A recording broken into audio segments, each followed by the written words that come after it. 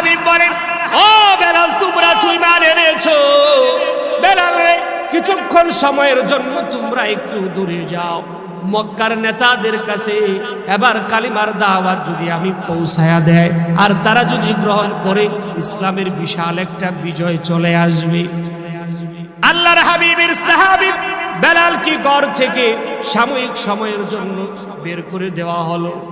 বেলাল হাবশি আড়ালে গিয়া মালিকের দিকে ইশারা করে বলে আল্লাহ, কালো আর গরিব হওয়ার কারণে ঘর থেকে বের করে দিয়েছে। ও মালিক, আমি কি ঈমানের জন্য কি আমি এই জায়গা সফর করি নাই? ও মালিক, আমাকে ঘর থেকে বের করে দিয়েছে, আমি বেলাল ঈমান আনলাম, ওই মানুষগুলো ঈমান আনবে না আনবে নবী তো জানে না। আমি নবীর কাছ থেকে বেলাল দূরে থাকবো, এটা আমার দিল মানে না। আল্লাহ, তুমি আমারে আমার নবীর লগে তুমি মিলায়া দাও না। আল্লাহু আকবার বল। এবার আল্লাহ ওহী নাজিল করে জানায়া দিয়েছে, ও মুহাম্মদুর রাসূলুল্লাহ, আপনি যাকে ঘর থেকে বের করে দিলেন সে তো একজন ঈমানদার, আর যারা ঘরের ভিতরে আছে তারা তো ঈমান আনবে না আনবে, এটা তো আপনিও জানেন না। নবী গো, আপনি বেলালকে কেন ঘর থেকে বের করে দিলেন? ও নবী, জলদি করে বেলালকে আপনি ঘরের ভিতরে নিয়ে আসেন। ঘরের ভিতরে যদি বেলালকে না আনেন, আমি আল্লাহ কিন্তু যে কোনো সিদ্ধান্ত নিয়ে নিতে পারি। আল্লাহু আকবার জোরে বলেন। এবার আল্লাহর হাবিব ডাক দেয়া বলে, বেলাল রে, আয় আমার কোলে আয়। বেলাল আয়। বেলাল রাদিয়াল্লাহু তাআলা আনহু আল্লাহর হাবিবের কাছে গিয়া বাচ্চা মানুষের মতো ডুকরায়া কান্না করে আর বলে, নবী গো, আমি যে অত্যাচার সহ্য করেছি ঈমানের জন্য, ও নবী আমার পিঠের মধ্যে আপনি তাকায়া দেখে, নবী ঈমানের জন্য কষ্ট করেছি, দুনিয়ার সব আমি ছেড়ে দিতে পারি, কিন্তু নবী গো, আমি এক সময়ের জন্য, অল্প মুহূর্তের জন্য আমি আপনার দিদার ছেড়ে যাব, আমি বেলাল সহ্য করতে পারি না। আল্লাহু আকবার জোরে বলেন। এই জন্য আল্লাহ পাক বলেন, ঈমানদার ব্যক্তির দাম আমি আল্লাহ পাকের কাছে এত বেশি যে আমি আল্লাহ এমন ভাবে তাদেরকে কবুল করে নিয়েছি। এই কোরআনের মধ্যে তাদের ব্যাপারে আমি বলেছি, আমি আমার নবীর সাহাবীদের উপরে সন্তুষ্ট, তারা নিজেরাও আমি আল্লাহ পাককে পেয়ে সন্তুষ্ট। ঈমানের পথে অবিচল থেকে আমার মরণ যেন তোমারি কাছে মিনতি আমার, মহামহিম দয়াময়,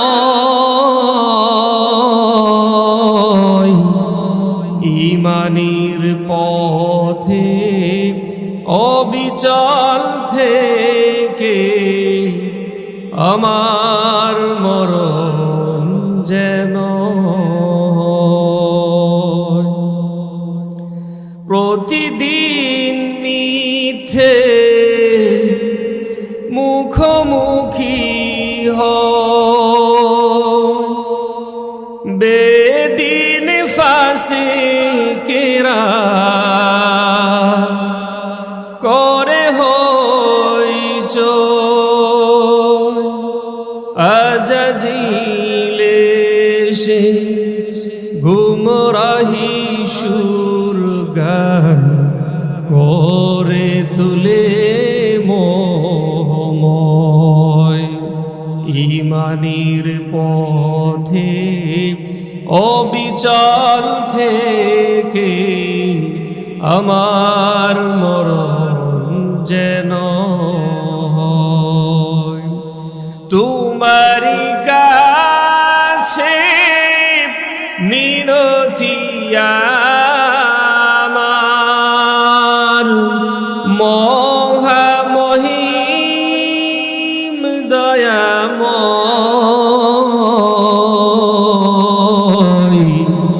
ঈমানের পথে অবিচল থেকে আমার মরণ যেন হয়। সকলে বলেন আমিন।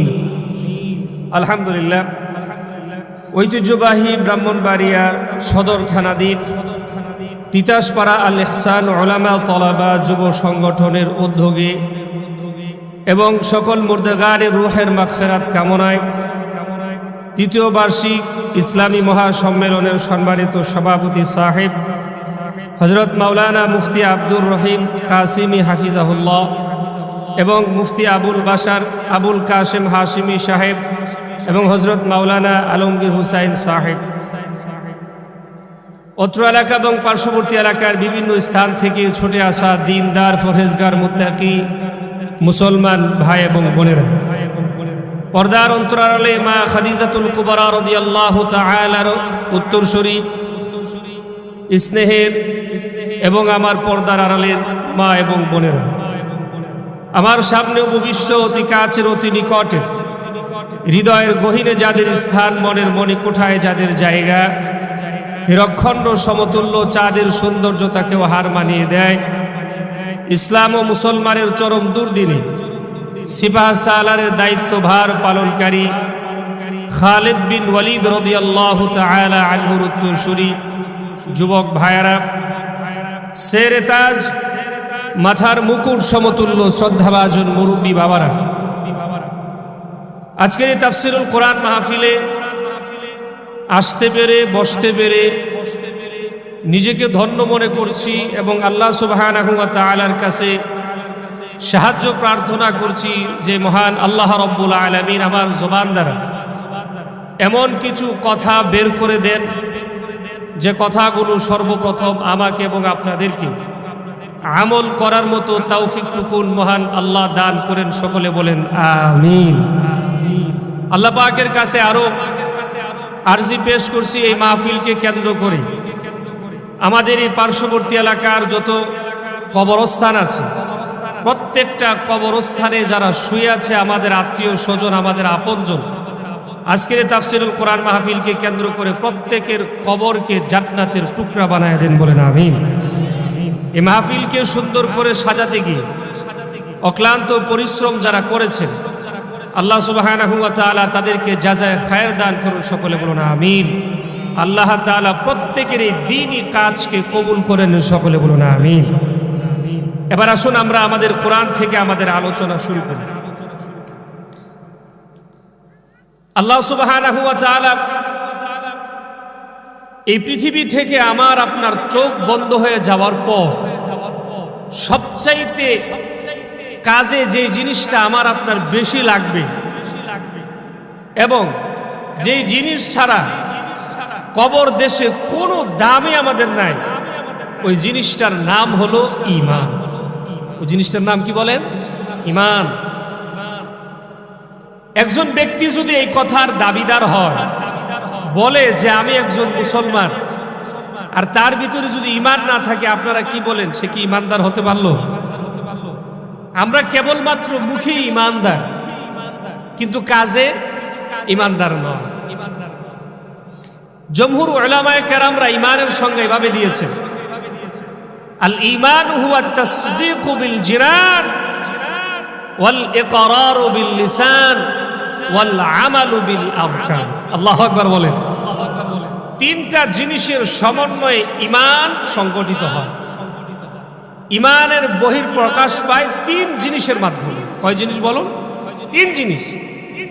এক নাম্বার হচ্ছে আল ঈমান হুয়া তাসদীকু বিল জিনান, অন্তরে বিশ্বাস স্থাপন করতে হবে আখিরাত আছে, ফুলসিরাত আছে, হাসরের মাঠ আছে, কবর আছে, আবার আল্লাহর সামনে এই দুনিয়ার প্রত্যেকটা কর্মের হিসাব দিতে হবে। এই ব্যাপারে আমার এই দিলের ভিতরে বিশ্বাস থাকতে হবে। যদি থাকে আমার ভিতরে বিশ্বাস, তাহলে আমি ঈমান। ঠিক কিনা বলুন? তাহলে এক নাম্বার অন্তরে কি করা বলুন? বিশ্বাস স্থাপন করা। বিশ্বাস যদি আপনার না থাকে, তাহলে আপনি ঈমানদার হতে পারবেন না। ফর এক্সাম্পল, আপনি কখনো জান্নাত দেখেছেন? জাহান্নাম, ফুলসেরাত, হাসরের মাঠ, কবরের আযাব কিছুই দেখেন নাই, কিন্তু এর প্রতি বিশ্বাস আমাদের আছে কিনা? আওয়াজটা কিন্তু জোরে হলো না, বলেন বিশ্বাস আছে কিনা? কারো প্রতি এই পরিমাণ কোনো সন্দিহান আছে কিনা যে কবর সত্য না, হাসর সত্য না, ফুলসেরাত সত্য না, আল্লাহর সামনে আবার পুনরায় জীবনটাকে আবার রিপ্লাই করে দেখাতে হবে, এই কথাটা সত্য না এমন মনে করেন নাকি?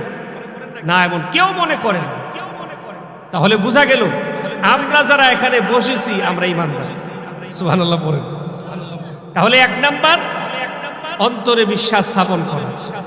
দুই নাম্বার হলো ওয়াল ইকরারু বিল লিসান, জবান দ্বারা আপনাকে আমাকে বলতে হবে লা ইলাহা ইল্লাল্লাহ মুহাম্মাদুর রাসূলুল্লাহ সাল্লাল্লাহু আলাইহি ওয়াসাল্লাম। আচ্ছা, আপনারা এই তিতাসপাড়ার মানুষেরা আপনাদের উঠা বসা চলাফেরা হিন্দুদের সাথে আছে না? কথা বলুন না। এই হিন্দুরা মাশাআল্লাহ, আলহামদুলিল্লাহ, সুবহানাল্লাহ, ইন্না লিল্লাহ, আল্লাহু আকবার এগুলা বলতে পারে কিনা? জোরে বলুন। তারা ইমানদার, ইমানদার মুসলমান। বলে কেন? তারা ঈমান আনে নাই, বিশ্বাস স্থাপন করে নাই। তারা মুখে বলে মুসলমানদের সাথে চলতে চলতে তারাও বলে আগামীকালে আইসেন ইনশাআল্লাহ পাবেন, বলে কিনা? বলেন। অনেক হিন্দু ভাইদেরকে আমি দেখেছি কথাটা তারা বলে। কেন? মুসলমানদের সাথে চলতে চলতে তাদের ভিতরে ইনশাআল্লাহ ফিট হয়ে গেছে, আলহামদুলিল্লাহ ফিট হয়ে গেছে, সুবহানাল্লাহ, আল্লাহু আকবার ফিট হয়ে গেছে। কিন্তু তারপরেও তাদেরকে কি বলা যাবে না? ঈমানদার বলা যাবে না। কেন? ওয়াল ইকরারু বিল লিসান, জবান দ্বারা তারা এই কথার স্বীকৃতি দেয় নাই। আপনি কি জানেন এই যে জবান দ্বারা ইকরার করা, জবান দ্বারা স্বীকৃতি দেওয়া, এক আল্লাহর ইবাদত করা। যদিও মেড্ডার বাজারে দাঁড়িয়ে আপনি বলতে পারবেন যে আমি বললাম লা ইলাহা ইল্লাল্লাহ মুহাম্মাদুর রাসূলুল্লাহ সাল্লাল্লাহু আলাইহি ওয়াসাল্লাম বলেন, এই কথার ইকরার দিলে, স্বীকৃতি দিলে আপনাকে কি মেড্ডার বাজারের মানুষরা আপনাকে মারবে? বলুন না, মারবে। কিন্তু ইসলামের প্রাথমিক যুগটা এমন ছিল, কেউ যদি একবার বলতো লা ইলাহা ইল্লাল্লাহ মুহাম্মাদুর রাসূলুল্লাহ, তখন তার উপরে মৌমাছির ন্যায় কাফের বেঈমানরা আক্রমণ করত, তাকে দুনিয়া থেকে বিদায় করে দেওয়ার পাই তারা চলতো। আল্লাহ বলেন দিনকে দুনিয়াতে আমি রাজত্ব কায়েম করে দিব, দিনকে দুনিয়ার মধ্যে আমি আল্লাহ প্রচার প্রসার ঘটায় দিব। এমন কোন জালেম, এমন কোন অপশক্তি নাই ইসলামকে ঠেকায়া দিয়া এই জমিনের মধ্যে অন্য কোন ইসলামকে প্রচার করবে। ঠিক কিনা জোরে বলে? ইসলাম ছাড়া অন্য কোন ধর্ম এই দুনিয়াতে আল্লাহ তাআলা দিবেন না, দেনও নাই। নবীজি সাল্লাল্লাহু আলাইহি ওয়াসাল্লাম একা ছিলেন, কেউ ছিল না ওনার সঙ্গে, একজন ছিলেন। তিনি কে? চিল্লায় বলুন, তিনি কে? আল্লাহ সুবহানাহু ওয়া তাআলা। এবার লক্ষ্য করুন, আল্লাহ পাক রব্বুল আলামিন বলেন,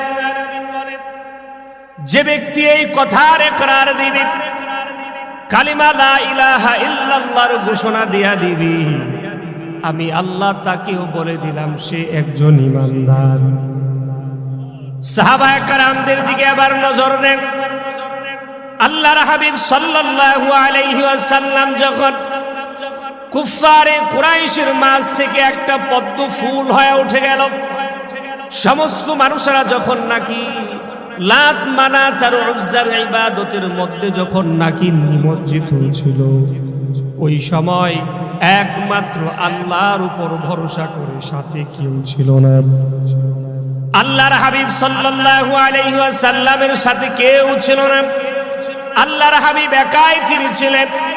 আল্লাহর রাসূল যখন বলছিল, ও আমার কওমের লোকেরা, ও আমার ভাইয়েরা, ও আমার এলাকার মানুষেরা, তোমরা পড়ে নাও না লা ইলাহা ইল্লাল্লাহু মুহাম্মাদুর রাসূলুল্লাহ সাল্লাল্লাহু আলাইহি ওয়াসাল্লাম।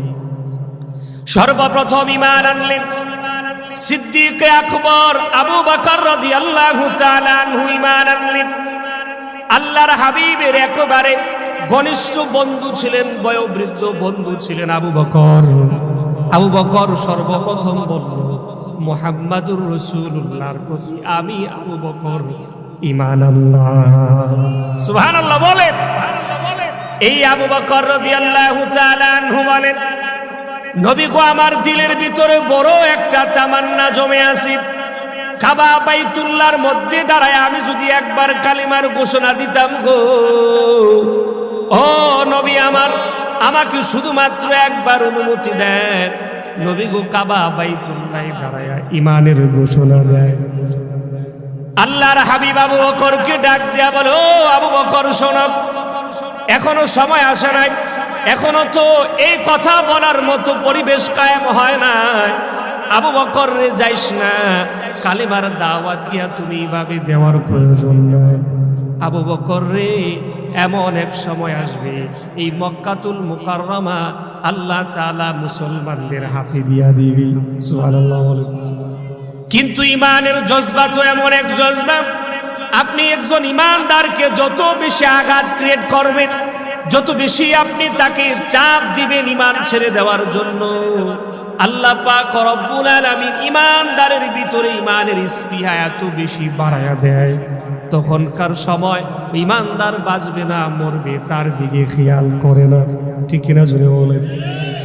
ঠিক তেমন করে আবু বকর রাদিয়াল্লাহু তাআলা আনহু বললেন, নবী গো, আমাকে আপনি ভয় দেখায়েন না, বরংস আপনি আমাকে একটু সাহস দেন, আমাকে আপনি অভয় দেন। ইয়া রাসূলুল্লাহ, ইয়া হাবিবাল্লাহ, নবী গো কাবা বাইতুল্লাহ দাঁড়ায়া ঈমানের ঘোষণা দিতে চাই।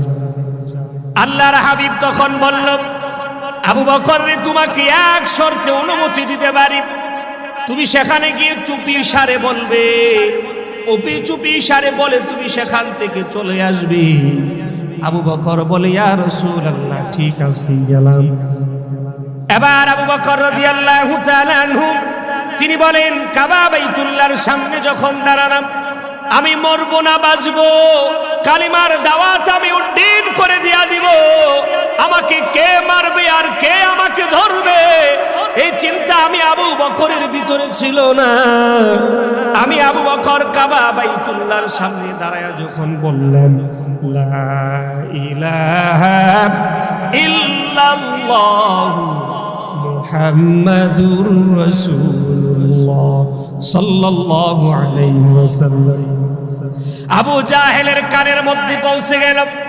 কাট্টা কাফিররা আবু বকরকে ঘেরাও দিয়ে বসলো। আবু বকরকে ঘেরাও করে শুধুমাত্র খেমতবিলে না, আবু বকর কি এত বেশি তারা আঘাত করেছে, আবু বকরের চেহারাটা পর্যন্ত চেনা যায় না। আবু বকরকে মারতে মারতে রক্তাক্ত করে ফেলেছে। আবু বকর রাদিয়াল্লাহু তাআলা আনহুর পিটার খবর গিয়ে চলে গেছে আবু বকরের আম্মা জানের কাছে।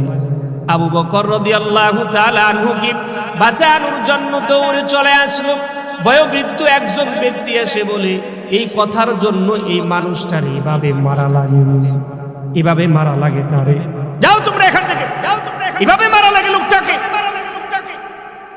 আবু বকর রাদিয়াল্লাহু তাআলা আনহুকে আবার দুজনে মিলে এভাবে ধরল, আর আবু বকর রাদিয়াল্লাহু তাআলা আনহুকে আবার বাড়ির মধ্যে নিয়ে যাওয়া হলো। প্রচন্ড আঘাত খাওয়ার কারণে, প্রচন্ড আঘাত প্রাপ্ত হওয়ার কারণে আবু বকর রাদিয়াল্লাহু তাআলা আনহু একেবারে শরীর খারাপ হয়ে গিয়েছে, চেহারাগুলো একেবারে বিকৃত হয়ে গেছে। আবু বকর কি আর চেনার মতো কোনো উপায় নাই। এবার বলা হলো, আবু বকর না, আবার এক গ্লাস দুধ তুমি আবার পান করো। আবু বকর রাদিয়াল্লাহু তাআলা আনহু বলে, আল্লাহর জাতের কসম করে বলি, যতক্ষণ না পর্যন্ত আমার এই দুই চোখের মধ্যে বিশ্বনবী রাহমাতুল লিল আলামিনের চেহারা না দেখব, আল্লাহর কসম করে বলি, আমি আবু বকরের গলা দিয়ে এক দুধ নামবে না। আল্লাহু আকবার বলেন, আল্লাহু আকবার বলেন। এবার আবু বকর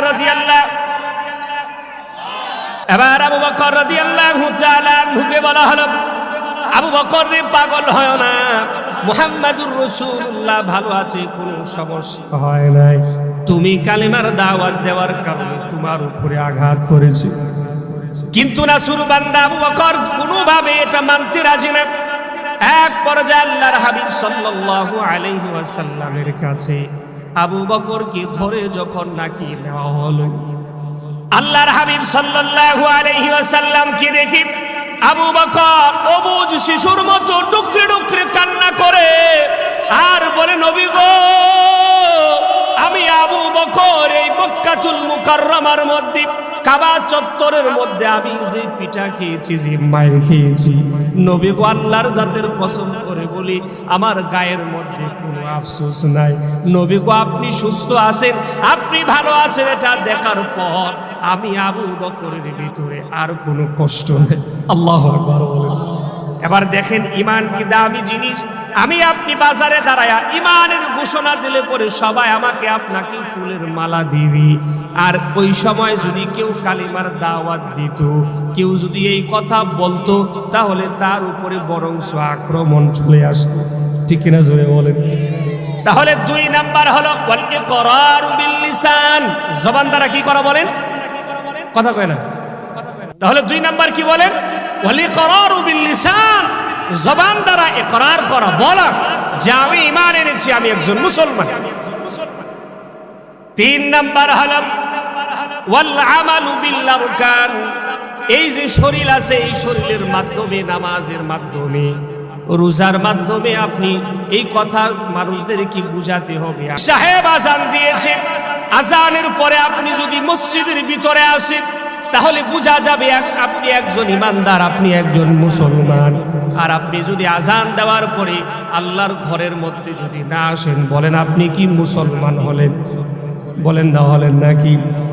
আল্লাহর হাবিব সাল্লাল্লাহু আলাইহি ওয়াসাল্লামের মধ্যে, আল্লাহর হাবিব সাল্লাল্লাহু আলাইহি ওয়াসাল্লাম হাদিসের মধ্যে এনেছেন, মুসলমান এবং কাফেরের মাঝখানে পার্থক্যটুকুই হলো নামাজ। বাইনাল আবদি ওয়া বাইনাল কুফরি তারকুস সালাহ, ওই মুসলমান এবং কাফেরের মাঝখানে পার্থক্যটুকুই হলো নামাজ। ইমানদার তো ওই ব্যক্তিকে বলা হয় যে ব্যক্তি ফজরের নামাজ মসজিদের মধ্যে আদায় করে গিয়েছে। আল্লাহ পাক রব্বুল আলামিন বলেছেন, ফান্তাশিরু ফিল আরদি, আল্লাহর জমিনের মধ্যে তোমরা ছড়ায়া ছিটায়া যাও, ওয়াবতাগু মিন ফাদলিল্লাহ, আমি আল্লাহর অনুগ্রহগুলো তোমরা এবার তালাশ করতে থাকো, তালাশ করো তোমরা। আমি আল্লাহ তোমাদের জন্য এই জমিনের মধ্যে যা রিজিক রেখে দিয়েছি ছড়ায়া ছিটায়া। কিন্তু মনে রেখো বান্দারে, তুমি যখন নাকি দূরে রিজিকের জন্য চলে যাবে, বান্দারে আমি রব আল্লাহরে কিন্তু ভুইলা যাও না, আমি আল্লাহকে ভুলে যেও না, আমি আল্লাহকে স্মরণ রেখো। স্মরণ যদি আমি আল্লাহকে রাখো তাহলে তোমার 2টা ফায়দা হবে। 1 নাম্বার ফায়দা হবে হালাল খাইতে হবে। 2 নাম্বার ফায়দা হলো মুয়াজ্জিন আবার জোহরের আজান দিলে তোমাকে কাজে আটকায় রাখতে পারবে না। ঠিক কিনা জোরে বলেন। 1 নাম্বার ফায়দাটা হলো ইমানদার ব্যক্তি ইমানদার ব্যক্তি এটা মনের মধ্যে লালন করবে, হারাম খাওয়া যাবে না, হারামের সাথেও যাওয়া যাবে না। হারাম যদি না খাই তাহলে আমাকে আল্লাহর দেওয়া এই জমিনের মধ্যে যত হালাল বস্তু আছে ওই হালাল বস্তুগুলো আমাকে খুঁজে খুঁজে বের করতে হবে। ঠিক কিনা জোরে বলেন। এবার লক্ষ্য করুন, আল্লাহ পাক রব্বুল আলামিন এই কোরআনে মাজিদের মধ্যে সূরা বাকারার 168 নম্বর আয়াতে কারিমাটা আবার লক্ষ্য করুন। আল্লাহ পাক রব্বুল আলামিন জানায় দেন, ইয়া আইয়ুহান নাসু কুলু মিম্মা ফিল আরদি হালালান তাইয়্যিবা ওয়ালা তাত্তাবিউ খুতুওয়াতিশ শাইতান ইন্নাহু লাকুম আদুউম মুবিন। আল্লাহু আকবার বলেন। আল্লাহ পাক রব্বুল আলামিন বলেন, ইয়া আইয়ুহান নাস, হে মানুষ সকল, হে মানব জাতি, তোমরা ভালো করে শুনে রেখো, আমি আল্লাহ তোমাদেরকে জমিনের মধ্যে খাবার অনুমতি দিলাম। কুলু মিম্মা রাযাকনাকুম, আমি আল্লাহ তোমাদেরকে জমিনের মধ্যে যে রিজিকটুকু আমি আল্লাহ তোমাদেরকে দিলাম, মনে রেখো ওই রিজিক তালাশ করতে গিয়ে কিন্তু হারাম তালাশ করবে না। ঠিক না জোরে বলো। আল্লাহ পাক রব্বুল আলামিন বলেন, হালালান তাইয়্যিবা। আল্লাহু আকবার বলেন, আল্লাহু আকবার বলেন। আল্লাহ পাক বলেন হালালান, তোমরা হালাল খাও, তাইয়িবান, তোমরা পবিত্র খাবার তোমরা ভক্ষণ করো। পবিত্র খাবার এবং হালাল খাবার খাওয়ার পর আমি মালিকের কদমে যখন তুমি সিজদায় পড়ে ডাক দিবে, আর যখন তুমি বলবে আল্লাহ,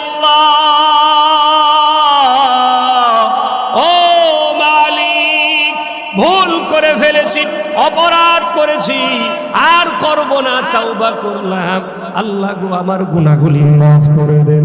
আল্লাহ বলেন হালাল খাবার পর আমার কাছে এসে যখন কোনো বান্দা মাথাটা ঝুঁকায়া বলে আল্লাহ আমি গুনাহ করেছি, আর করব না, মাফ করে দেন, আল্লাহ পাক রব্বুল আলামিন আগেই ঘোষণা করে দিয়েছেন, ইয়া আইয়ুহাল্লাযীনা আমানু তুবু ইলাল্লাহি তাওবাতান নাসুহা।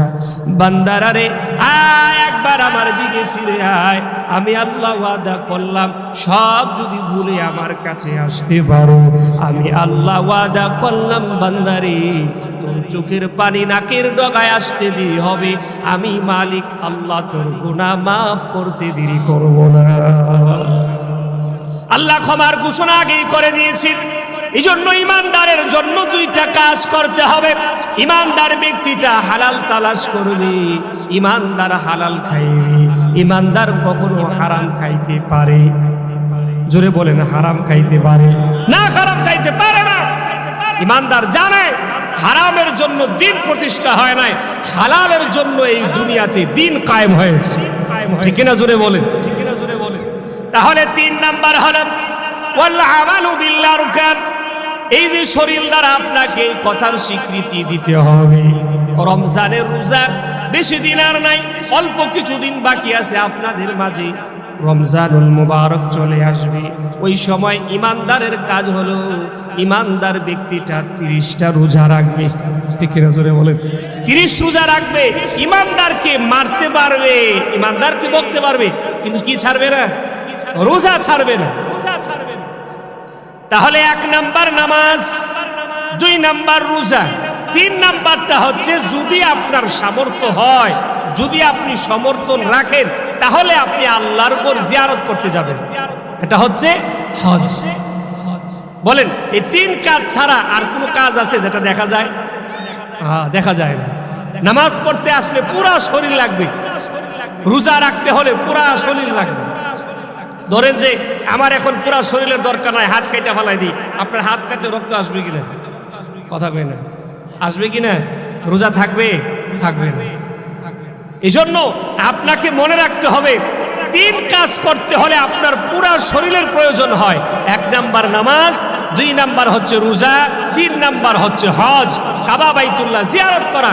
এই 3 কাজের মাধ্যমে 3 কাজের মাধ্যমে আপনাকে পরিপূর্ণ একজন ইমানদার হিসাবে চিনা যাবে। সুবহানাল্লাহ বলেন। এবার লক্ষ্য করুন, আল্লাহ পাক রব্বুল আলামিন বলেছেন এই 3 কাজ করার পরে একজন মানুষ পরিপূর্ণ ইমানদার হয়ে গেল, ইমান চলে আসলো। আল্লাহর বান্দার কলিজার মধ্যে আবার আল্লাহ এবং আল্লাহর রাসূলের জন্য মায়া কতটুকু প্রয়োজন আল্লাহ তাআলা জানায় দেন। কোন একজন ইমানদার যদি কোরআনের প্রতি ইমান যদি এনে নেয়, রাসূলের প্রতি যদি ইমান এনে, আর এক আল্লাহর প্রতি যদি ইমান আনে, এই 3 কাজের পরে যদি ইমানদারের কাছে এই খবর যদি দেওয়া হয়, এই প্রস্তাব যদি দেওয়া হয়, দুনিয়াতে যা আছে সব তোমাকে দিব, বিনিময়ে তুমি কোরআন থেকে পিছনে চলে আসো, বিনিময়ে তোমাকে দুনিয়ার সব দিব, তুমি রাসূল থেকে চলে আসো, তোমাকে বিনিময়ে দুনিয়ার সব দিব, এক আল্লাহর ইবাদত থেকে চলে আসো। ইমানদার ব্যক্তির জবাব এমন হবে, না না, আমাকে দুনিয়ার সব যদি তুমি দেয়া নাও, মনে রেখো আমাকে কখনো তুমি আল্লাহর কোরআন থেকে আলাদা করতে পারবে না। আমাকে দুনিয়ার সব যদি তুমি দিয়া দাও, রাসূল থেকে আমাকে আলাদা করতে পারবে না। আহারে মুসলমান, তো ওই ব্যক্তিকে বলা হয় আল্লাহর দুনিয়ার যা আছে সব যদি তাকে দেওয়া হয়, আল্লাহর বান্দাটা এবার বলবে আল্লাহর কসম করে বলি আমার হায়াতের জিন্দেগি ওই রবের জন্য আমি উৎসর্গ করে দিলাম। যেই রব আমাকে বানিয়েছে ওই রবের জন্য আমি আমার জীবনটাকে বিলীন করে দিলাম। আমি আমার রবের ইবাদত থেকে পিছপা হতে পারবো না। আল্লাহু আকবার বলেন। এবার শুনেন, আল্লাহ পাক রব্বুল আলামিন বলেন ঈমানদারদের কয়েকটা মৌলিক বৈশিষ্ট্য আছে, যে ব্যক্তির ভিতরে এই বৈশিষ্ট্য পাওয়া যাবে সে ব্যক্তিটা পরিপূর্ণ ঈমানদার হবে। কোরআনে মাজিদের মধ্যে সূরা আনফালের মধ্যে আল্লাহ পাক রব্বুল আলামিন বলেন, হিফজ কোরআনের 9 নম্বর পারার 16 নম্বর পৃষ্ঠায় সূরা আনফালের 2 নম্বর আয়াতে কারিমায় আল্লাহ পাক রব্বুল আলামিন এবার জানায়া দেন, ইন্নামাল মুমিনুনাল্লাযীনা ইযা যুকিরাল্লাহু ওয়াজিলাত কুলুবুহুম ওয়া ইযা তুলিয়াত আলাইহিম আয়াতুহু زادتهم إيمانا وعلى ربهم يتوكلون الله أكبر বলেন। আল্লাহ পাক রব্বুল আলামিন বলেন 1 নম্বর গুণ হলো ইন্নামাল মুমিনুন, মুমিন যারা হবে নিশ্চয়ই তার গুণ হবে আল্লাযীনা ইযা যুকিরাল্লাহ, যখন আল্লাহর বান্দার সামনে মহান আল্লাহ পাকের ঘোষণা চলে আসবে ওই আল্লাহর বান্দা মুমিনের ভিতরে আবার কি হবে, ওই আল্লাহর বান্দার কলিজাটার মধ্যে আবার কম্পন সৃষ্টি হয়ে যাবে। ব্যাখ্যার মধ্যে লেখে আল্লাহর বান্দাটা তখন বলবে আমি জানি না আমার ঠিকানা জান্নাত নাকি জাহান্নাম, আমার রব আল্লাহ কোন ফয়সালা আমার জন্য করে রেখেছে, আমার জন্য কি আল্লাহ জান্নাত দিবে না জাহান্নাম দিবে? আল্লাহ গো জাহান্নাম দিলে তো আমি সহ্য করতে পারবো না, ঠিক না? জোরে বলে। ঈমানদার ব্যক্তিটা এভাবে আল্লাহর কাছে নিজের মনটাকে সাইবা দেয় আর বলে মালিক আমি যদি জাহান্নামে যাই জাহান্নামের আযাব আমি সহ্য করতে পারবো না। এভাবে ব্যক্তিটা জান্নাত না জাহান্নাম এই ভয়ের মধ্যে তার অন্তরটা কাঁপতে থাকে। আল্লাহু আকবার বলেন। 2 নম্বর গুণ হলো ঈমানদার ব্যক্তির সামনে যখন ওয়া ইযা তুলিয়াত আলাইহিম আয়াতুহু, আল্লাহর বান্দার সামনে আল্লাহর কোরআনের আয়াত যখন তেলাওয়াত করা হয় আল্লাহ বলেন যাদাতুহুম ঈমানা। আল্লাহু আকবার বলেন। আল্লাহ পাক বলেন ঈমানদারের ঈমানকে আমি আল্লাহ আরো বৃদ্ধি করে দেই। আল্লাহু আকবার বলেন। আল্লাহ পাক বলেন আমি তার ঈমানটাকে আরো জিয়াদা করে দেই, বৃদ্ধি করে দেয়। ঈমানদার ব্যক্তি বলে আল্লাহর কোরআন সবচাইতে প্রিয়, আল্লাহর কোরআন আমার কাছে সবচাইতে মধুর লাগে, আমার কাছে দুনিয়ার গান ভালো লাগে না, আমার কাছে দুনিয়ার যত কাজ আছে কোনোটাই ভালো লাগে না, কিন্তু আমার কাছে আল্লাহর কোরআনের তিলাওয়াত শুনতে সবচাইতে বেশি ভালো লাগে। ঈমানদার ব্যক্তি কথা বল। 3 নাম্বার হলো আমার আগের আলোচনা করে গিয়েছেন এই আয়াতের উপরে তিনিও বলে গিয়েছেন, আমিও আপনাদেরকে বলি। আল্লাহ তাআলা বলেন ঈমানদার ব্যক্তির 3 নাম্বার বৈশিষ্ট্য হলো ওয়ালা রাব্বিহিম ইয়াতাওয়াক্কালুন। ঈমানদার ব্যক্তি ভরসা করবে কার উপরে? কথা কই না, কার উপরে? আল্লাহর উপরে ভরসা করবে, দুনিয়ার কোনো মানুষের উপরে ভরসা করবে না। আপনি বলেন তো দেখি, ঈমানের জবাব দিবেন আপনারা বলেন। ক্ষেতের মধ্যে আপনি যখন ধান গাছ যখন বপন করে আসেন, ধান গাছ যখন জমিনে আপনি লাগায় আসেন, এই ধান গাছ থেকে ধান ফল দেয় কে? জোরে বলেন না, কে দেয়? আপনি তো মাটির মধ্যে আপনি গাছটা লাগায় আসলেন, ওই গাছের মধ্যে কাঁঠাল কে দেয়? বলেন না, কে দেয়? এই যে ফল ফসলাদি দেখতেছেন জমিনে লাগাইলে হয়ে যায় না, না লাগাইলে হয় না, লাগাইলে আল্লাহ দেয়। বলেন না, কে দেয়? আল্লাহ দেয়। ঈমানদাররা ভরসা করে আল্লাহর উপর আর বলে এগুলো আমার আল্লাহ দেয়। আর যারা আল্লাহ ছাড়া গায়রুল্লাহকে মানে তারা বলে যে না না আল্লাহ দেয় না, বরংস মা দুর্গা দেয়। মা দুর্গা দেয়। কথা বলেন, এই কথা বলে কিনা? মুসলমানের সন্তান হয়ে এই কথার উপর ঈমান রাখে কিনা বলেন? কত নেতা দেখলাম, কত নেতা আসলো আর গেল, এমনকি নেত্রীও বলল। বলেন তো দেখি, এই কথা বললে ঈমান থাকে? কথা বলেন, ঈমান থাকে না? ঈমান থাকে না। মনে রাখতে হবে, আপনি একজন মুসলমান, মুসলমানের মুসলমানিত্ব ঠিক রেখে পৃথিবীর বাকি যত কাজ আছে সে করতে হবে। কথা কয় না? আপনি মুসলমান, আপনাকে আপনার জায়গায় আগে অটুট থাকতে হবে, অবিচল থাকতে হবে। আপনার উপরে আক্রমণ আসলে মেনে নিয়েন, কোনো সমস্যা নাই। কিন্তু এই কোরআনের উপরে কোনো আঘাত আসবে, কোন মুসলমান মানবে? চিল্লায় বলতে হবে, মানবে মুসলমান, না মানবে না। মনে রাখতে হবে, বিশেষ করে এটা হচ্ছে পূর্ণ সেই ভূমি, ওলামায়ে কেরামদের ভূমি। এই ব্রাহ্মণবাড়িয়া থেকেই আওয়াজ যদি উঠে, নাস্তিকার মুরতাদদের বিরুদ্ধে আওয়াজ উঠলে বাংলাদেশের মধ্যে সবচাইতে সবার আগে ব্রাহ্মণবাড়িয়া থেকে আলোচনা উঠে, ব্রাহ্মণবাড়িয়া থেকেই হুঙ্কার উঠে। নাস্তিকার মুরতাদরা বাংলাদেশের টেকনাফ থেকে তেতুলিয়া পর্যন্ত, রূপসা থেকে পাথুরিয়া পর্যন্ত আল্লাহর কোরআন আর আল্লাহর নবীকে নিয়ে যদি কেউ কথা বলে, সবার আগে ব্রাহ্মণবাড়িয়া থেকে আওয়াজ উঠে। ঠিক কিনা চিল্লায় বলে?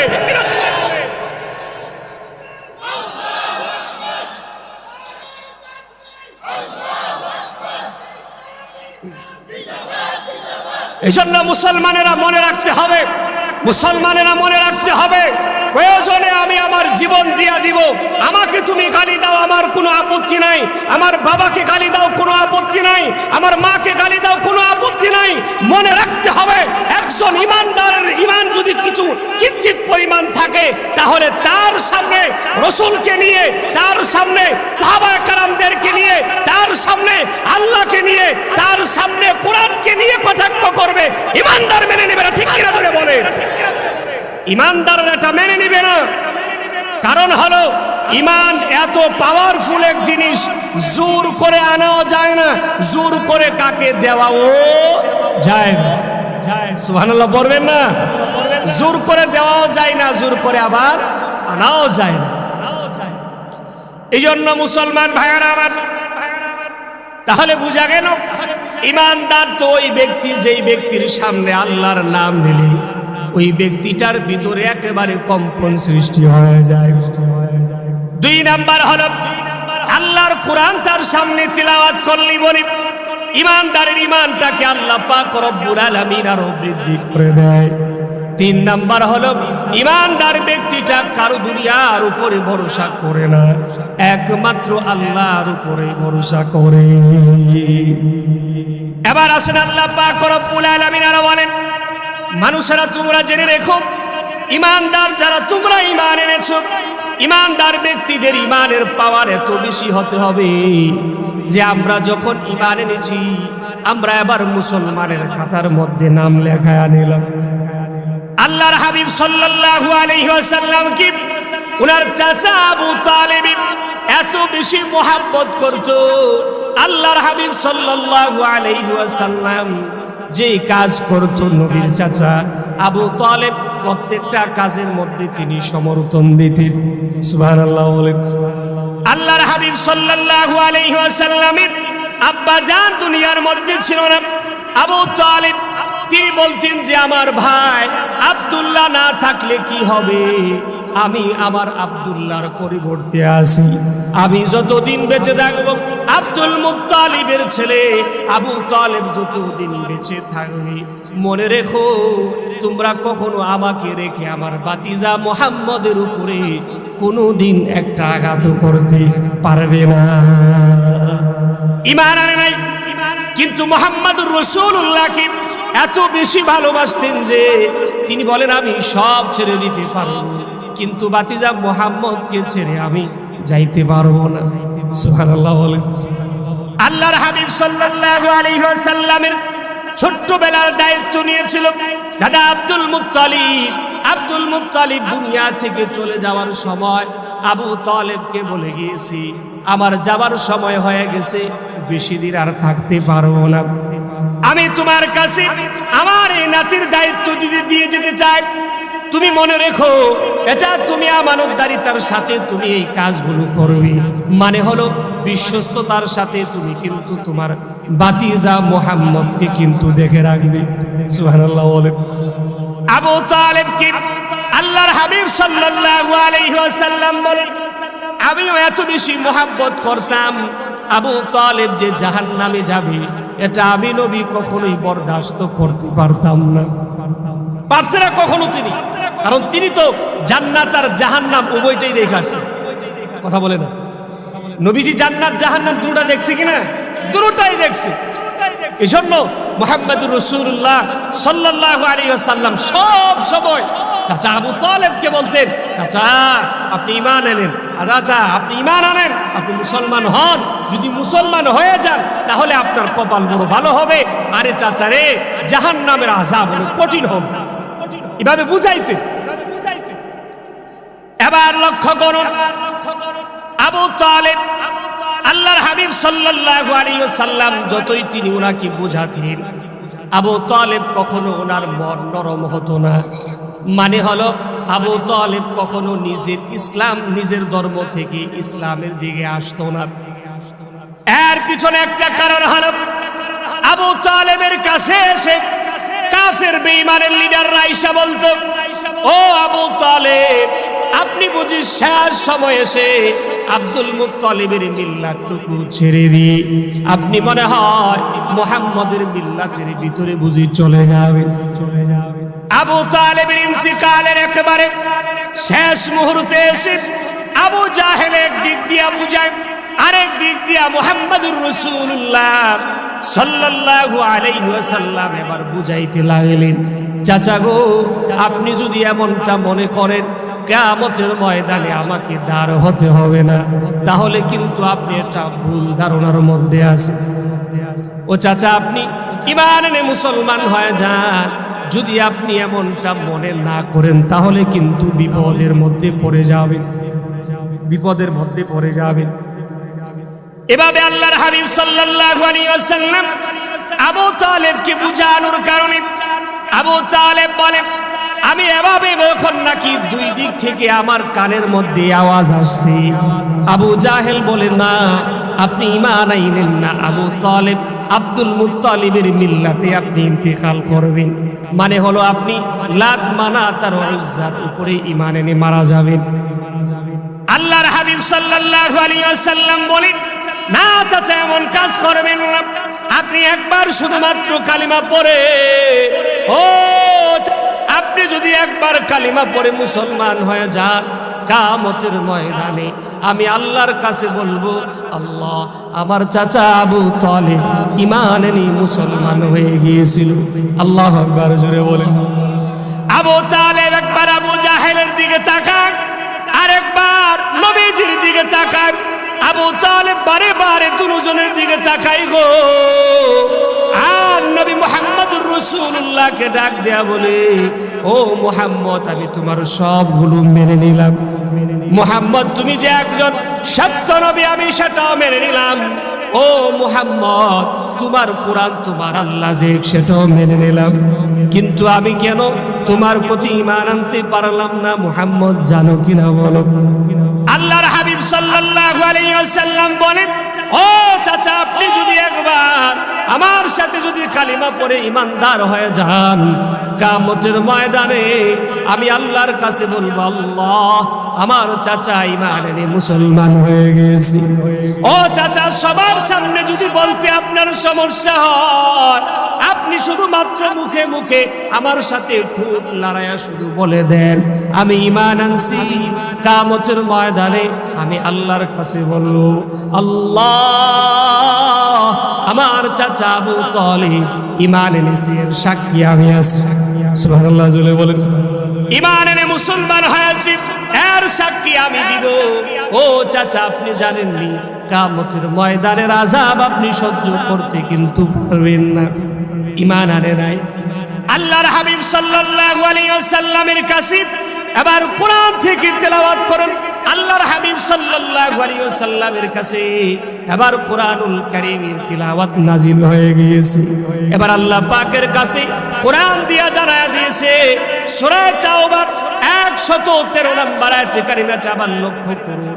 আল্লাহ পাক জানায়া দেন, মা কানা লিন-নবী ওয়াল্লাযীনা আমানু আইয়াস্তাগফিরু লিল মুশরিকিন। আল্লাহু আকবার বলেন। আল্লাহ পাক রব্বুল আলামিন বলেন, ঈমানদার এবং নবী আপনারা দুইজন যারা আছেন, আইয়াস্তাগফিরু লিল মুশরিকিন, মুশরিকিনদের জন্য আপনারা তাদের জন্য আপনারা আল্লাহর কাছে ইস্তিগফার করাটা কখনো কাম্য হবে না। আইয়াস্তাগফিরু লিল মুশরিকিন ওয়ালাউ কানু, আল্লাহ পাক রব্বুল আলামিন বলে যদিও আপনাদের একেবারে নিকটতম হয়, কুরবা মানে একেবারে নিকটবর্তী যদি আত্মীয় স্বজন আপনাদের হয়ে থাকে, আপনারা তাদের জন্য আমি রব আল্লাহর কাছে হিদায়াতের দোয়া ছাড়া অন্য কোনো দোয়া করা কখনোই কাম্য হবে না। ঠিক কিনা জোরে বলেন। এবার আল্লাহ তাআলা জানালেন আন্নাহুম আসহাবুল জাহিম, কেন আপনারা তাদের জন্য দোয়া করতে পারবেন না? কারণ হলো তারা নিজেরা নিজেদের জাহান্নাম ঠিকানা বানায় নিয়েছে। যেহেতু তারা জাহান্নামে যাবে সিদ্ধান্তের উপরে অটল হয়ে গিয়েছে, নবী গো আপনি আর তাদের জন্য আমার কাছে দোয়া করলে কখনো কাজ হবে না। ঠিক কিনা জোরে বলেন। আমার দিকে আমার দিকে আমার দিকে দিকে দিকে এবার নবী করিম সাল্লাল্লাহু আলাইহি ওয়াসাল্লামের হৃদয়টা ভেঙে গেল। আরে যে চাচা আমার জন্য এত কিছু করেছে, ওই চাচাকে অন্তিম সময়ও কালিমার দাওয়াত দিয়ে তারে আমি মুসলমান বানাতে পারলাম না। মনে একটা আক্ষেপ, দুঃখ, কষ্ট। কিন্তু আল্লাহ পাক রব্বুল আলামিন বলেন, ও নবী, কেউ জানে না দুনিয়ার মধ্যে কে হিদায়াত প্রাপ্ত হবে আর কে হিদায়াত প্রাপ্ত হবে না। এটা কে জানে? জোরে বলেন, কে জানে? এই জন্য আল্লাহ পাক রব্বুল আলামিন কোরআনে হাকিমের মধ্যে সূরা কসসের 56 নম্বর আয়াতে কারিমাটা আবার লক্ষ্য করুন। আল্লাহ পাক রব্বুল আলামিন জানায় দেন, ইন্নাকা লা তাহদি মান আহবাবতা ওয়ালাকিন্নাল্লাহা ইয়াহদি মান ইয়াশা। আল্লাহ পাক রব্বুল আলামিন বলেন, নবী আপনি তো জানেন না, আপনি যাকে ইচ্ছা যাকে মহব্বত করবেন আপনি তাকে আপনি হিদায়াত দিতে পারবেন না। ওয়ালাকিন্নাল্লাহ ইয়াহদি মান ইয়াশা, আমি আল্লাহ যাকে চাই তাকেই কেবলমাত্র হিদায়াত দিয়ে থাকি। সুবহানাল্লাহ, জোরে বলেন। নবীর কাছে যদি হিদায়াতের বাণী থাকতো, হিদায়াতের জিম্মাদারি যদি নবীর কাছে থাকতো, তাহলে নবীজি সবার আগে হিদায়াতটা আবু তালেবরে দিয়ে দিত। কথা কোন ঠিক কিনা? যদি দায়িত্ব থাকতো তাহলে আবু তালেবকে আল্লাহর হাবিব সাল্লাল্লাহু আলাইহি ওয়াসাল্লাম সবার আগে দিত। ঠিক কিনা জোরে বলেন। কিন্তু আল্লাহ জানায়া দিয়েছেন, নবী আপনি যারে মহব্বত করবেন ভালোবাসবেন তাকে আপনি হিদায়াত দিতে পারবেন না যদি সে হিদায়াতের দিকে যদি না আসে। ঠিক কিনা জোরে বলেন। আল্লাহ এমনি এমনি আপনাকে হিদায়াত দিবে না। হিদায়াতের জন্য যাওয়া লাগে, হিদায়াতের জন্য মন লাগে। হিদায়াতের জন্য যদি আপনি না যান, হিদায়াতের জন্য যদি আল্লাহর কাছে দোয়া না করেন, হিদায়াত আপনাকে এমনি দিবে না। তো এমনি দিবে না আল্লাহ, এটা আল্লাহর ওয়াদা। আপনি হিদায়াতের জন্য যেতে হবে। দেখেন না, আপনি দেখেন না সাহাবায়ে কেরামরা দূর দূর দেশ থেকে আসছে, এরপরে তাদেরকে আল্লাহ তাআলা বলছেন রাদিয়াল্লাহু তাআলা আনহু। সুবহানাল্লাহ পড়বেন না? রাদিয়াল্লাহু, আল্লাহ এমনি বলে নাই। এবার লক্ষ্য করুন, বেলাল হাবশী রাদিয়াল্লাহু তাআলা আনহু তিনি হাবশ দেশ থেকে মক্কায় এসেছিল। কতটুকু দূর থেকে তিনি হিজরত করেছেন? একমাত্র কারণ হলো বেলাল হাবশী রাদিয়াল্লাহু তাআলা আনহু বলে, দুনিয়ার কোন জমি জামার জন্য নবীর কাছে হাজির হয় না। মুসলমান গো, নবীর কাছে হাজির হয়েছি একমাত্র ঈমানের জন্য। সুবহানাল্লাহ বলেন।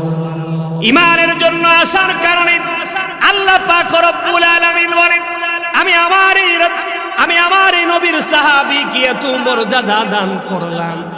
সাহাবী বেলালের ব্যাপারে আল্লাহ পাক রব্বুল আলামিন বলেন, একদিন নবীর কাছে আবু জাহেল, উতবা, শাইবা তারা আবু নবীজির কাছে যাবে।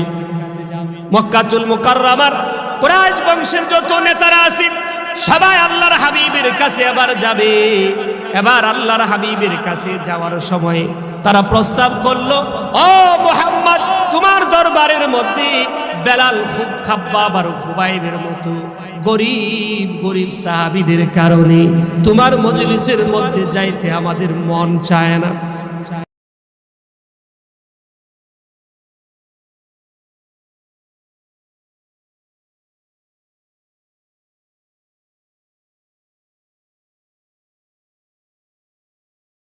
আল্লাহর হাবিব বলেন, ও বেলাল, তোমরা তো ঈমান এনেছো। বেলাল রে, কিছুক্ষণ সময়ের জন্য তোমরা একটু দূরে যাও, মক্কার নেতাদের কাছে এবার কালিমার দাওয়াত যদি আমি পৌঁছায়া দেয় আর তারা যদি গ্রহণ করে, ইসলামের বিশাল একটা বিজয় চলে আসবে। আল্লাহর হাবিবের সাহাবী বেলাল কি ঘর থেকে সাময়িক সময়ের জন্য বের করে দেওয়া হলো। বেলালে হাবশি আড়ালে গিয়া মালিকের দিকে ইশারা করে বলে আর বলে, আল্লাহ, কালো আর গরিব হওয়ার কারণে ঘর থেকে বের করে দিয়েছে। ও মালিক, আমি কি ঈমানের জন্য কি আমি এই জায়গা সফর করি নাই? ও মালিক, আমাকে ঘর থেকে বের করে দিয়েছে।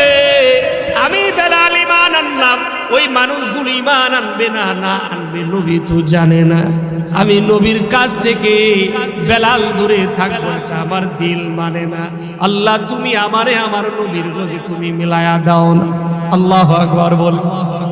এবার আল্লাহ ওহী নাজিল করে জানায়া দিয়েছে, ও মুহাম্মদুর রাসূলুল্লাহ, আপনি যাকে ঘর থেকে বের করে দিলেন সে তো একজন ইমানদার, আর যারা ঘরের ভিতরে আছে তারা তো ঈমান আনবে না না আনবে, এটা তো আপনিও জানেন না।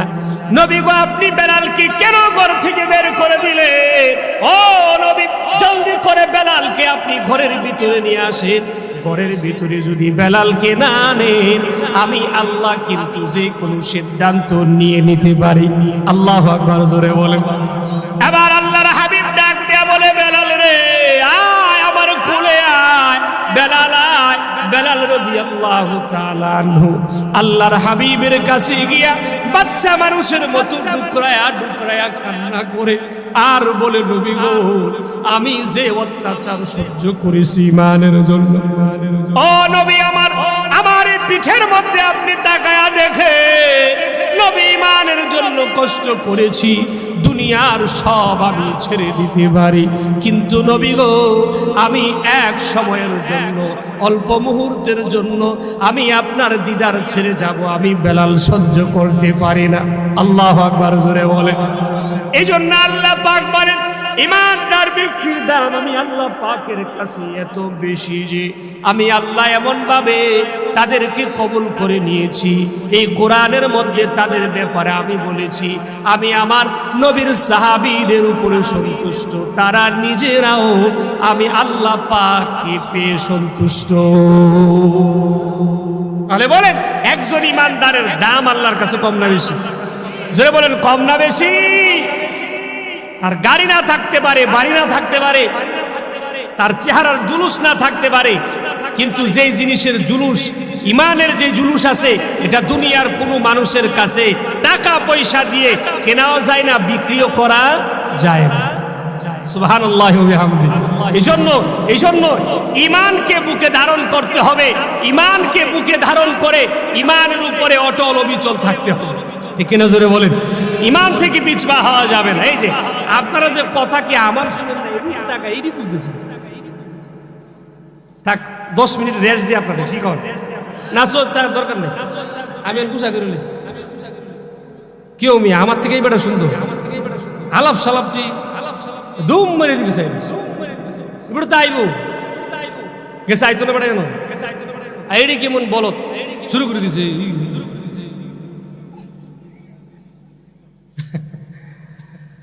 উনি তো সুন্দর আলোচনা করেন, করবেন, আসবেন, উনার দিদার অপেক্ষা তো আমি নিজেও আছি। তাহলে আলোচনা করার সময় এদিক সেদিক তাকায় থাকলে, এই যে আলোচনা করতেছি দিল থেকে আইতেছে না কথা। এই জায়গা তখন মুস্তাক ফৈজির বয়াই দিলে ঠিকই কথা শুনতে, দুনিয়ার বানাই না সানা কথা একটা মনে আছে, কি কো কি না হালিমিলি কথা মনে হয়েছে কি কথা মনে হয়েছে হেডে কি এত কথা মনে কোরআন হাদিসের কথা মনে হয় আমরারও দোষ আছে কিছু আছে না কথা কথা আমরা দোষ না আমাদের প্রোগ্রাম আছে না কয়টা জায়গা করছেন প্রোগ্রাম রাখছি রাখার পরেও প্রোগ্রাম কি হয় ক্যান্সেল জিজ্ঞাসা করলাম ভাই কেন কাটলেন আপনি ভাইরাল না কি না ভাইরাল না কপালটা আসলে খারাপ বলে ভাইরাল আর হইতে হবে আজাকাল্লা ধরে ওয়াজ করতেছি ভাইরাল হইতে হবে চিন্তা করছেন জগৎটা কই গেছে ছোট্ট একটা আমার কথা আমি বলি মানিকগঞ্জ থেকে কল করছে জানুয়ারির 2 তারিখ প্রোগ্রাম তো সব কথাবার্তা ঠিকঠাক হয়েছে তখন বললো হুজুর হাদিয়া কত দিতে বললাম যে ভাই হাদিয়া তো বলি না আপনারাই বলেন কত দিবেন তখন খুব অল্প করে বলছে তখন আমি বললাম যাই ভাই ব্রাহ্মণবাড়িয়া থেকে আসতেও তো এটা গাড়ি ভাড়াই চলে যাবে একটু কি বাড়া যায় না ও না হুজুর আমরা তো এর বেশি পারবো না তখন জিজ্ঞাসা করলাম ভাই তো গত বছর কারে কারে দাওয়াত দিলেন বলে এমনি এমনি এমনি দাওয়াত করছে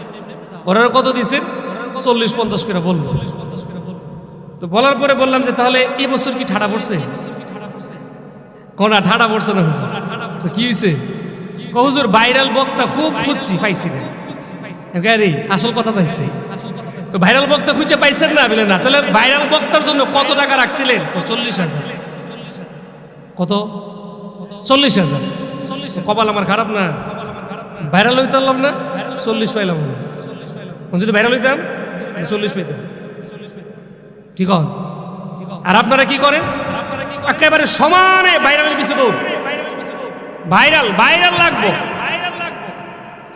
আর যাই হোক কি লাগবে বলেন ভাইরাল লাগবে আয় হায় রে যাক আল্লাহ ভাইরালের ভাইরাস থেকে আল্লাহ আমাদের সবাইকে হেফাজত করেন বলুন আমিন শোনেন আমরা তো মাহফিল করতেছেন আরো করবেন ভবিষ্যতে করবেন আমরাও করতেছি আমরা আরো করব তবে মনটে এই কথাটাই বুঝায় আল্লাহ যদি চায় ভাইরাল ছাড়া কি চলাইতে পারে না আপনারা যারা আছেন আপনাদের সবচেয়ে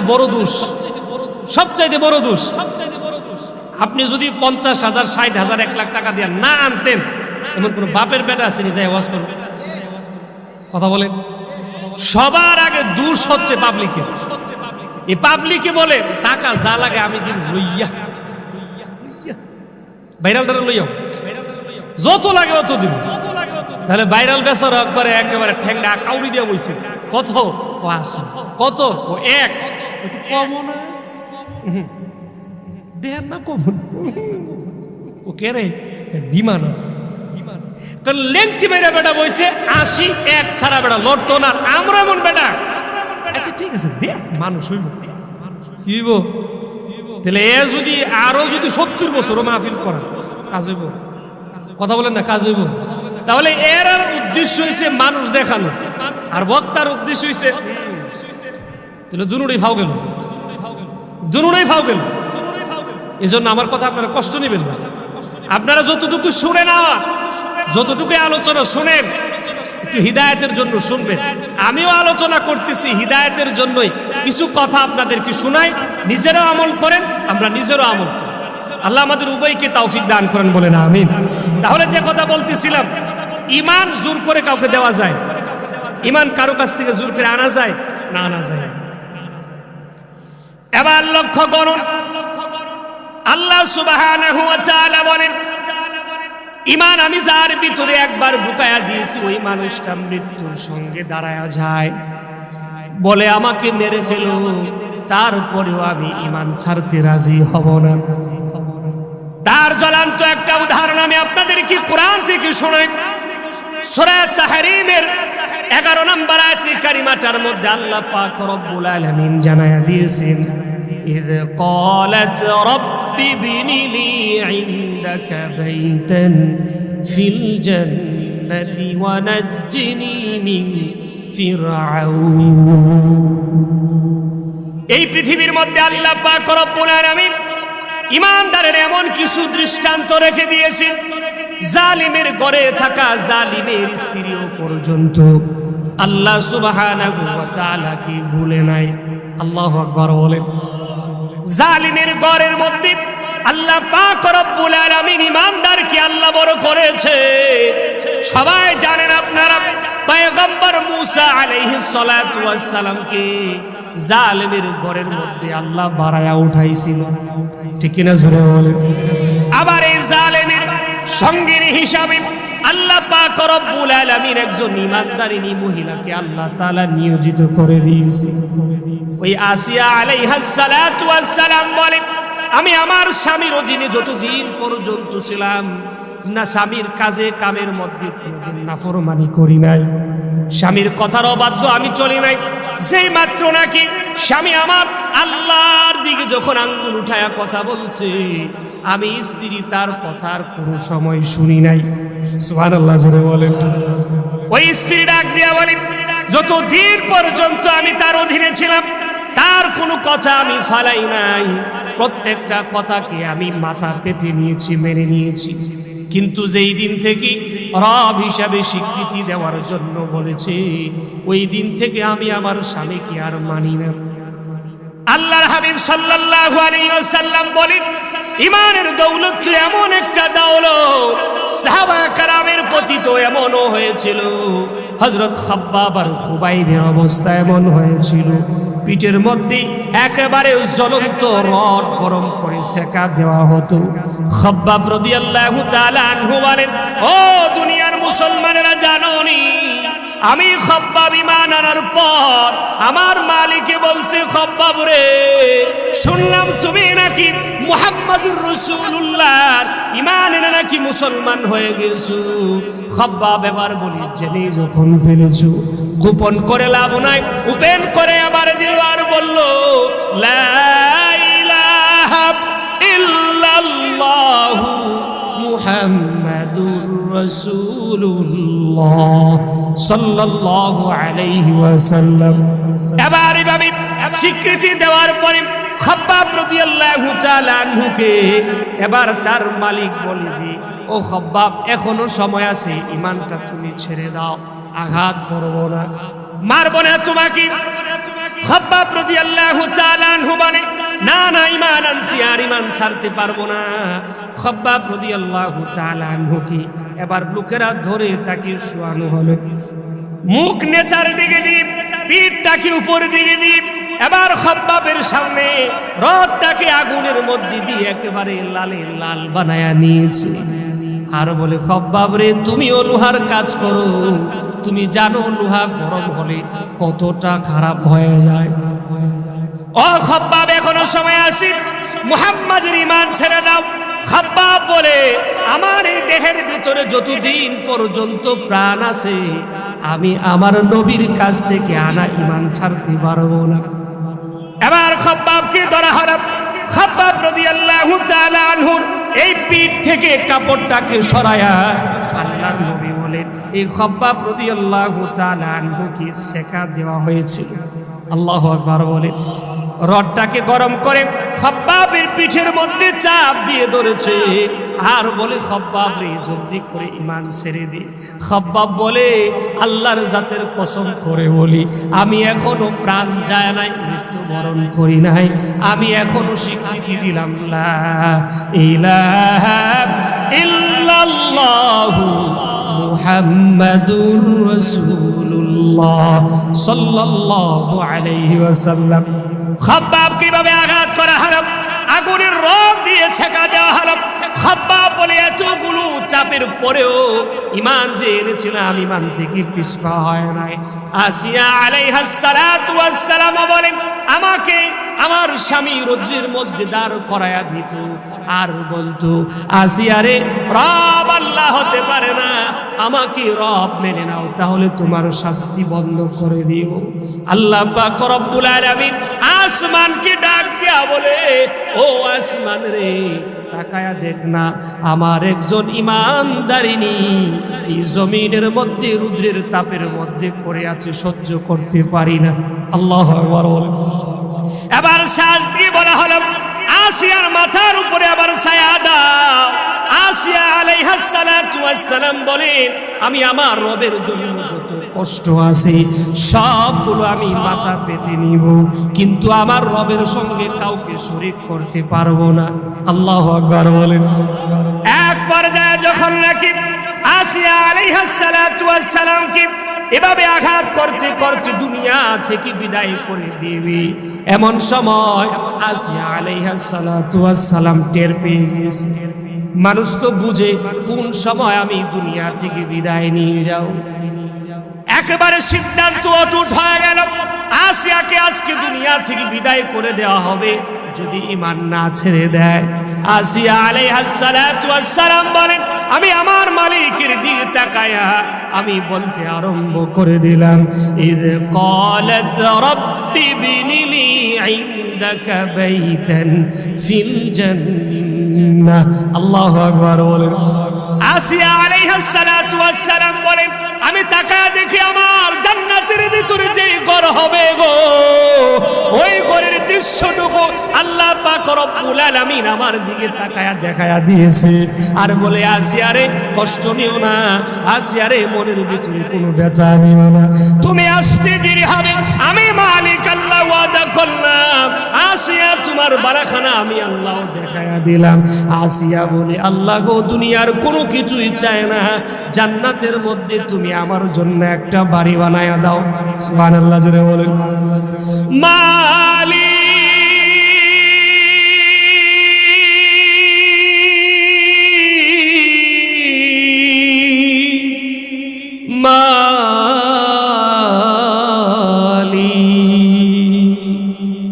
একটি ঘর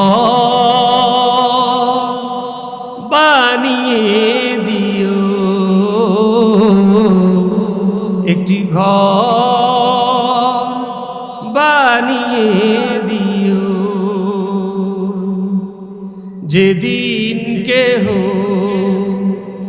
আসবে না কারো কোনো কাজে,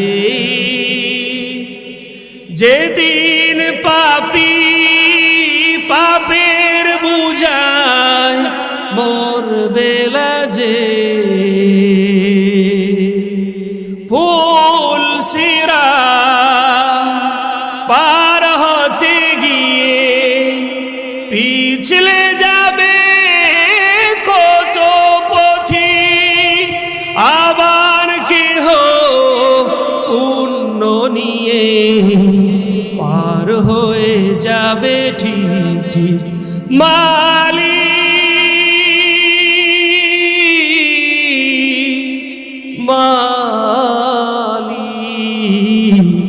একটি ঘর বানিয়ে দিও। আল্লাহু আকবার বলেন।